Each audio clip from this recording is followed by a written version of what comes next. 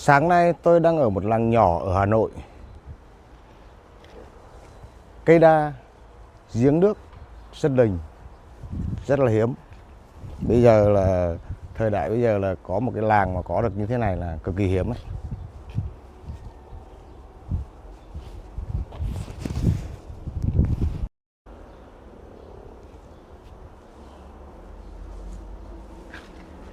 Cây đa này có tuổi đời cũng phải cả hàng trăm năm.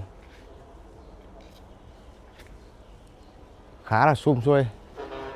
Đến đây thì chúng ta sẽ nhìn thấy một cái gốc rất là to, bề thế. Có những cái rễ cây, thân cây mọc ngược xuống. To như thế này, lớn như thế này. Và đối diện với nó, bên này là một giếng nước.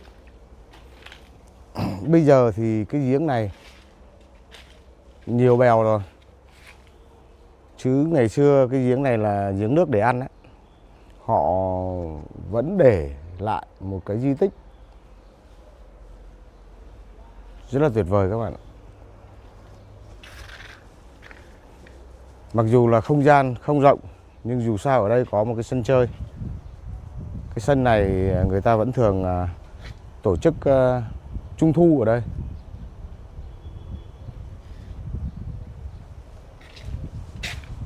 Chính vì thế mà đây vẫn còn một cái đèn ông sao, đêm hội trông trăng rằm xóm Đũn.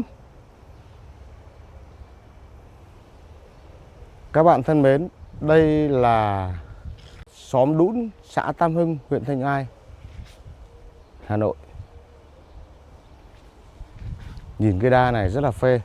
Nói chung là bây giờ các làng quê mà để lại được những gốc cây đa to như thế này, những cái giếng nước như thế này, thực sự là rất là hiếm.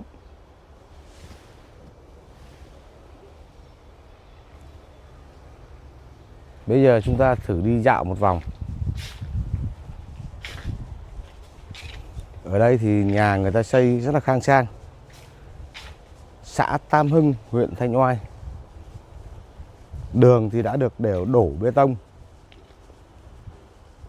Có một cái điều cực kỳ đặc biệt, đó là phía bên ngoài này thì ô tô còn đi được, nhưng bên trong thì chỉ có xe máy thôi. Ở đây họ có buôn bán phân lân, nung chảy, rồi là phân lân văn điển đó thứ.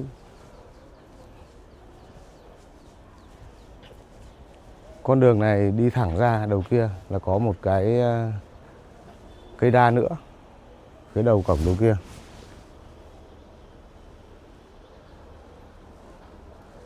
Tiếp tục đi vào chỗ này nhé. Cái đường này là đường Trần Phương. Ở đây là họ có một cái đình này. Đấy, họ có một cái đình này. Tiếp tục là những cái con ngõ nhỏ này. Ngõ này thì ô tô không thể đi được, chỉ có xe máy, xe đạp đi được thôi.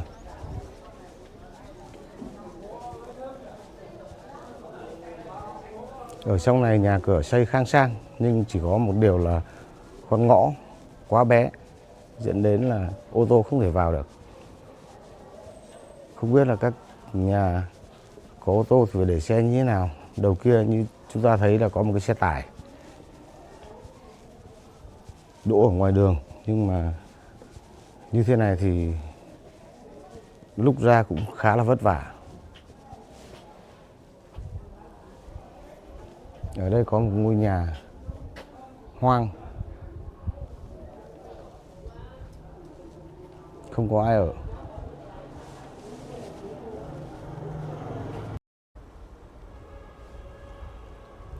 Ở đây có một cái xích đu, và từ cây đa này đi thẳng ra là một cánh đồng. Họ đã làm nhà sát đến tận ngoài này rồi. Ở đây thì đường nó hơi rộng hơn một chút, hai xe tránh nhau hơi khó.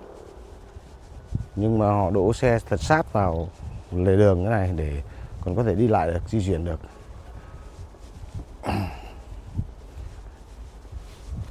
Tôi đang đi đoạn này thì ngửi thấy mùi khói. Họ đang đốt rơm rạ ở ngoài đồng. Đây, có vẻ như ở đây không có bãi rác, thành ra họ tập kết một cái bãi rác ở đây.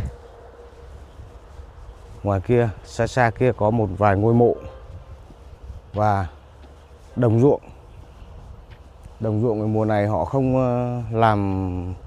trồng lúa, không làm gì, có vẻ là cũng hơi khô, nứt nẻ.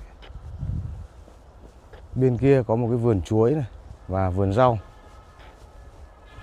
Chỗ này họ cũng trồng một số rau. Đây, cây mùng, môn. Ở bên này là trồng su hào. Su hào nhé. Su hào có vẻ hơi cằn, không được tốt lắm. Bên cạnh là cà chua. Đó. Chỗ này người ta đang trồng cải xanh, cải canh. Nhưng mà cây cải này có vẻ là rất là nhiều sâu, mặc dù đã được phủ mùng màn lên. Tiếp theo đây là bí. Bí này chắc là trồng để ăn ngọn bí thôi. Và cải cúc. Cải cúc này ăn mì tôm thật là thú vị đây. Một cảnh cuộc sống yên bình ở làng quê rất là thú vị. Có cây đa, giếng nước, sân đình, những con ngõ nhỏ, đường nhỏ và những luống rau rất là xanh mướt. Có cả su hào, có cả xà lách.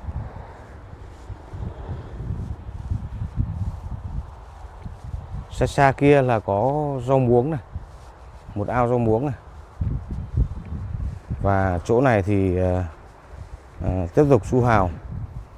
Su hào ở đây có những quả củ su hào to rồi nhé. Su hào có những củ rất to rồi. Tiếp theo thì đây là một luống đậu, đỗ. Đỗ này xào ăn rất là ngọt. Quả cũng khá nhiều nhưng mà còn hơi bé. Người ta đốt rơm rạ cho nên là khói khá là mù mịt. Như các bạn nhìn thấy thì khá mù mịt đấy. Ở ngoài vùng ngoại thành Hà Nội đốt rơm rạ như thế này cho nên là khói bay vào làm ô nhiễm Hà Nội.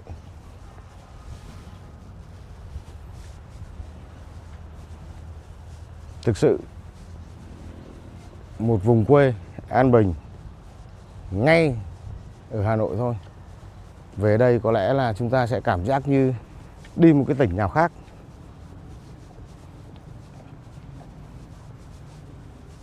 Ok, video đến đây là kết thúc.